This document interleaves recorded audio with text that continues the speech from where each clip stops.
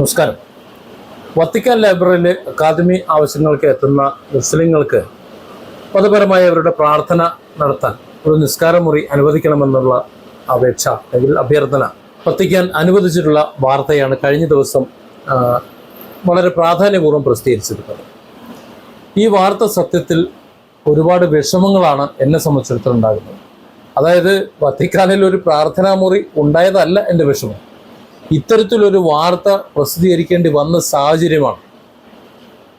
ഞാൻ കുറേ വർഷങ്ങൾക്ക് മുമ്പേ കേരളത്തിൽ അങ്ങോളം ഇങ്ങോളം സഞ്ചരിക്കുന്ന ഒരു വ്യക്തിയാണ്. ക്ലാസ്സുകൾ എടുക്കാൻ വേണ്ടിയിട്ട് മറ്റ് പല ക്ലാസ്സുകൾക്ക് വേണ്ടി സഞ്ചരിക്കുമ്പോൾ മിക്കപ്പോഴും നിസ്കാര സമയത്ത് നിസ്കരിക്കണമെന്ന് തോന്നിക്കഴിഞ്ഞാൽ, വിശേഷിച്ച് കോട്ടയം ആ ഭാഗത്തുകൂടി പോയി കഴിഞ്ഞാൽ ഒരു മുസ്ലിം പള്ളി കണ്ടെത്താൻ വലിയ പ്രയാസമാണ്.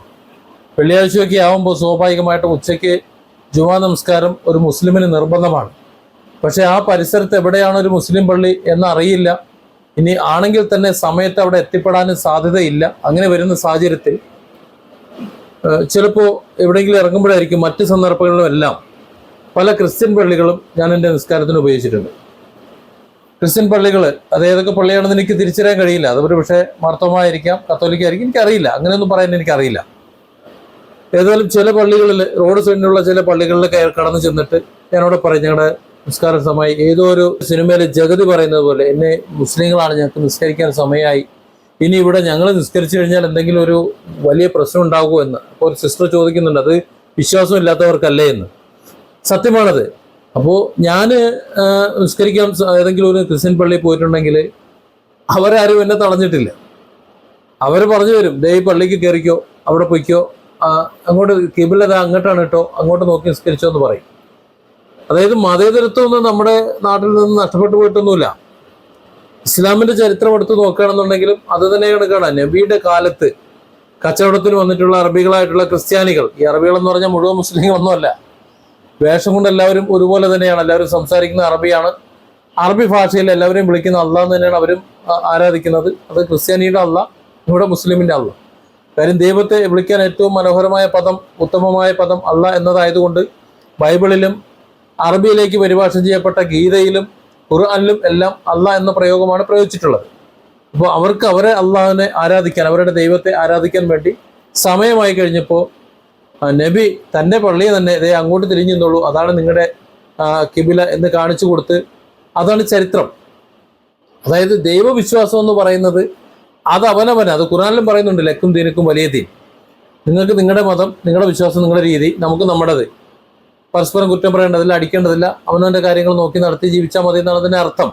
പക്ഷേ ഈ കാലത്ത് അത് പോരാ എന്ന് ചിലരൊക്കെ ചിന്തിച്ച് തുടങ്ങിയിട്ടുണ്ടെന്ന് തോന്നുന്നുണ്ട്.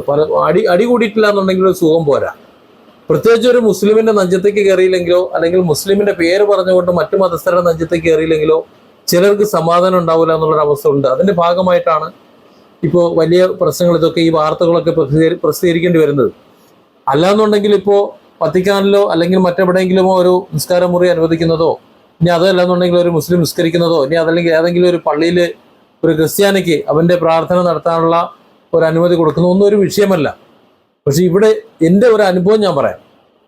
കേരളത്തിൽ അങ്ങോളം ഇങ്ങോളം സഞ്ചരിച്ചപ്പോൾ പല ക്രിസ്ത്യൻ പള്ളികളിലും ഞാൻ കയറി നിസ്കരിച്ചിട്ടുണ്ട്, അവരെ അനുമതി തന്നിട്ടുണ്ട്. പക്ഷേ ഏതെങ്കിലും ഒരു മുസ്ലിം പള്ളിയിൽ ഒരു ക്രിസ്ത്യാനിക്ക് പ്രാർത്ഥിക്കാൻ അവസരം കൊടുക്കുമെന്ന് ചോദിച്ചാൽ ഉണ്ടാവാൻ സാധ്യതയില്ല എന്നതാണ് എൻ്റെ ഒരു പക്ഷം.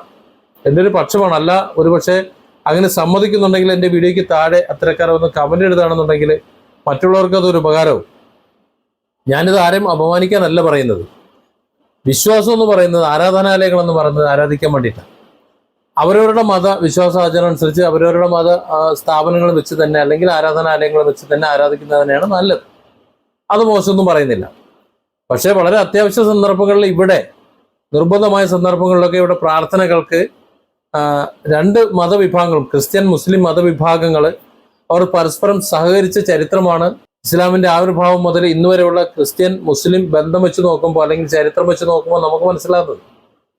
എന്നാണ് ഇവർ തമ്മിൽ അടി തുടങ്ങിയെന്ന് വെച്ചാൽ വളരെ അടുത്താണ്. വളരെ അടുത്ത്. അതിനു മുമ്പേ തുടങ്ങിയത് ഹിന്ദു മുസ്ലിം അടിയാണ്. അതിലും കുറെ വർഗീയവാദികൾ പരസ്പരമുണ്ട്. അതുകൊണ്ട് ഇവിടെ മത സൗഹാർദ്ദ സദസ്സുകൾ സൃഷ്ടിക്കേണ്ടി വരുന്നു, മാനവ സൗഹാർദ്ദ സദസ്സുകൾ സൃഷ്ടിക്കേണ്ടി വരുന്നു. അപ്പുറം ഇപ്പുറമുള്ള ഒരു അമ്പലവും പള്ളിയും അവർ തമ്മിൽ പണ്ട് മുതലേ നല്ല സഹോദര്യത്തിലായിരിക്കും. ഒരു ഉത്സവം നടക്കുമ്പോൾ പരസ്പരം സഹകരിക്കും, ഇപ്പുറത്ത് പെരുന്നാൾ നടക്കുമ്പോൾ പരസ്പരം സഹകരിക്കും. രണ്ടിൽ നിന്നും ഒരു പള്ളിയിൽ നിന്ന് മറ്റേ അമ്പലത്തിലേക്ക് തോരണം വലിച്ചിട്ടിയത് പോലും ഞാൻ കണ്ടിട്ടുണ്ട്. ആ രീതിയിലൊക്കെ അവർ സഹകരിച്ചു പോകുന്നുണ്ട്. പക്ഷെ അതൊക്കെ ഇക്കാലത്ത് വാർത്തയാക്കേണ്ടി വരുന്നു എന്നതൊരു ഗതികേടാണ്. വിവിധ മതവിശ്വാസികളായ ആ വ്യക്തികൾ തമ്മിൽ ഞങ്ങൾ മതപരമായി അടിക്കുന്നവരല്ല, ഞങ്ങൾ സഹോദരങ്ങളാണ് എന്ന് എഴുതി നെഞ്ചത്ത് ഒട്ടിച്ച് നടക്കേണ്ട ഒരു ഗതി ഇവിടെ വന്നിട്ടുണ്ടെങ്കിൽ ഞാനും നിങ്ങളുമൊക്കെ നമ്മുടെ വിശ്വാസത്തെ ഒന്ന് പരിശോധിക്കണം. സത്യത്തിൽ ഇതൊരു അനാവശ്യമാണ്, ഒരു അനാവശ്യ വിവാദമാണ് ഇവിടെ മതപരമായിട്ട് ഉള്ള കാര്യങ്ങൾ നടക്കുന്നത്. ഇതിനു മുമ്പ്, ഇപ്പൊ ഈ അടുത്ത കാലത്താണ് ഇത്തരത്തിലുള്ള വിഷയങ്ങളൊക്കെ വരുന്നത്. പക്ഷെ അതിനു മുമ്പ് ഇത്തരത്തിൽ മതസ്പർദ്ധ മറ്റു കാര്യങ്ങളൊന്നും ഇല്ലായിരുന്നു.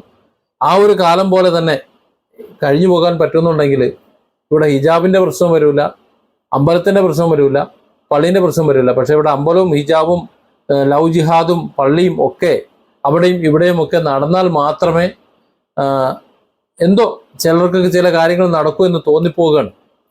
പക്ഷെ ഏറ്റവും രസകരമായ വസ്തുത എന്ന് പറഞ്ഞാൽ അതൊക്കെ നടക്കുന്നു എന്ന് പറയുന്ന പ്രദേശത്ത് പോയാൽ അവിടെ ഏറ്റവും നല്ല ഐക്യത്തോടെയാണ് ജീവിക്കുന്നത്, ഏറ്റവും നല്ല ഐക്യത്തോടു കൂടി. ഇവിടെ നമ്മുടെ കേരളത്തിലാണ് ഇതെല്ലാം ഇപ്പൊ കൂടുതൽ. പണ്ട് ഉത്തരേന്ത്യയുടെ കാര്യം പറഞ്ഞുകൊണ്ട് നമ്മൾ വിഭാഗീയത പറയുമായിരുന്നെങ്കിൽ ഇന്ന് ഉത്തരേന്ത്യയിൽ അവിടെ നിന്നും ഇവിടെ നിന്നുമുള്ള കഥകൾ മാത്രമാണ് നമ്മളിവിടെ കേൾക്കുന്നത്. ഇവിടെ കേരളത്തിൽ നമ്മൾ നേർക്കുനേർ അനുഭവിക്കുന്നു. ഒരു കാര്യം ആലോചിച്ച് നോക്ക്, നമ്മുടെ കേരളത്തിൽ ഇന്ന് ജീവിക്കാൻ പറ്റുമോ? രാഷ്ട്രീയമായിട്ട് പറ്റില്ല. രാഷ്ട്രീയമായിട്ട് തമ്മിലടിയാണ്. അത് കോൺഗ്രസ് ആയാലും CPM ആയാലും രണ്ട് വിഭാഗീയത, ഇടതായാലും വലതായാലും അവർ തമ്മിലടിച്ചുകൊണ്ടിരിക്കുകയാണ്. ജനങ്ങൾക്ക് ഒരു ഉപകാരമില്ല ഇവറ്റകളെ കൊണ്ട്. ഇടയ്ക്ക് കുറെ യുവാക്കൾ വളർന്നു വരുന്നുണ്ട്, അവരെ തലയ്ക്ക് മണ്ട അടിച്ചുകൊണ്ട് നേരെ ചോട്ടിലിടുന്നുണ്ട്. ഇപ്പോൾ കോൺഗ്രസിലൊക്കെ നമ്മൾ കാണുന്നുണ്ട്, അത് CPM-ലും ഉണ്ട്, ഇടതുപക്ഷ രാഷ്ട്രീയത്തിലും ഉണ്ട്. അതവിടെ. അതുകൊണ്ട് ഇനി ഇവിടെ കേരളത്തിന് ഒരു ഉയർത്തെഴുന്നേൽപ്പ് പ്രതീക്ഷിക്കേണ്ടതില്ല. ഏതാണ്ട് 5 ലക്ഷം കോടിയിലേക്ക് എത്തുന്നു നമ്മുടെ കടം. അതായത് ഇനി ഒരു ലക്ഷ്യമില്ല, ആ ഒരു അവസ്ഥയിലേക്ക് എത്തും. ഒന്നത് രാഷ്ട്രീയമായിട്ട്. പിന്നെ മതപരമായിട്ടെന്ന് പറഞ്ഞാൽ, വിശ്വാസപരമായിട്ടെന്ന് വെച്ചാൽ മനുഷ്യനെ കണ്ടുകൂടാത്ത ഒരു അവസ്ഥയിലേക്ക് എത്തി. സോഷ്യൽ മീഡിയ പേജുകളിലെല്ലാം വിഭാഗീയതയാണ് പറയുന്നത്, വർഗീയതയാണ് പറയുന്നത്. ആരെങ്കിലും ഒരാൾ തെറ്റ് ചെയ്തു കഴിഞ്ഞാൽ ആ തെറ്റിനെ തിരുത്താൻ ശ്രമിക്കുകയല്ല, അത് കാക്കാനെ അല്ലെങ്കിൽ മറ്റുള്ളവരെ ഇപ്പൊ മുസ്ലിങ്ങളെയാണ് കൂടുതൽ ചൊറിഞ്ഞുകൊണ്ടിരിക്കുന്നത്. അതായത് വല്ലാണ്ട് വർഗീയവത്കരിച്ചുകൊണ്ട് പറഞ്ഞുകൊണ്ടിരിക്കുന്നത്. കുറച്ചു കാലം മുമ്പ് അത് ഹിന്ദു വിഭാഗം അല്ലെങ്കിൽ RSSനെയൊക്കെ ആയിരുന്നു പണ്ട് പറഞ്ഞിരുന്നത്. അത് മാറിയിട്ട് ഇപ്പൊ മുസ്ലിങ്ങളെ. മുമ്പ് അത് ഹിന്ദു വിഭാഗത്തിലെ ഒരു വിഭാഗം തീവ്രവാദികളാണ് മുസ്ലിങ്ങളെ പറ്റി പറഞ്ഞിരുന്നെങ്കിൽ ഇപ്പോൾ മുന്നിട്ട് നിൽക്കുന്നത് കുറച്ച് ക്രിസ്ത്യൻ നാമധാരികളാണ്. ഇതുള്ളതിന്റെ വ്യത്യാസം. ഹിന്ദു വിഭാഗം കുറച്ച് കുറഞ്ഞിട്ടുണ്ട്. അപ്പോൾ ആ ഒരു പണി ക്രിസ്ത്യൻ വിഭാഗം ഏറ്റെടുത്തിട്ടുണ്ട്. രണ്ടായാലും മുസ്ലിം വിഭാഗത്തിനാണ് ഇപ്പോൾ കൊട്ടിക്കൊണ്ടിരിക്കുന്നത്. ഞാൻ ഇതിൽ പ്രത്യേകത ഒന്നും കാണുന്നില്ല. കാരണം ലോകത്തിന്റെ ചരിത്രം നമ്മൾ എടുത്തു നോക്കിയാൽ ഏതെങ്കിലുമൊക്കെ സമയത്തൊക്കെ ഏതെങ്കിലും ഒരു വിഭാഗത്തെ മൂലക്കിരുത്താത്ത ഒരു കാലഘട്ടം പോലും കഴിഞ്ഞു പോയിട്ടില്ല. ഹിറ്റ്ലറുടെ കാലഘട്ടം ജൂതന്മാരെ ഒതുക്കാൻ വേണ്ടിയിട്ടായിരുന്നു എന്നുണ്ടെങ്കിൽ ഈ കാലഘട്ടം മുസൽമാനെ ഒതുക്കാനായിട്ടാണ്. അത്രയുള്ള വ്യത്യാസം. അത് തിരിച്ചറിഞ്ഞ് മുസ്ലിമും ഹിന്ദുവും ക്രിസ്ത്യനും എല്ലാം നമ്മുടെ ഈ നാട്ടിൽ ഒരുമിച്ചൊന്ന് പിടിക്കുകയാണെന്നുണ്ടെങ്കിൽ നമ്മുടെ രാജ്യം നന്നാവും. ഇല്ല എന്നുണ്ടെങ്കിൽ ഇവിടെ ജീവിക്കാൻ പറ്റാത്തൊരവസ്ഥ വരും. രാജ്യം നശിക്കുന്ന കൂട്ടത്തിൽ നമ്മളും നശിച്ചു പോകും. വേദഗ്രന്ഥങ്ങളിൽ പൊതുവായി പറയുന്ന ഒരു വാചകമുണ്ട്, ചിന്തിക്കുന്നവന് ദൃഷ്ടാന്തമുണ്ട് എന്ന്. ആ ദൃഷ്ടാന്തം എന്ത് എന്ന് ചിന്തിച്ചാൽ അവനവന് നന്ന്. Different angles. Don't forget to subscribe and support this channel.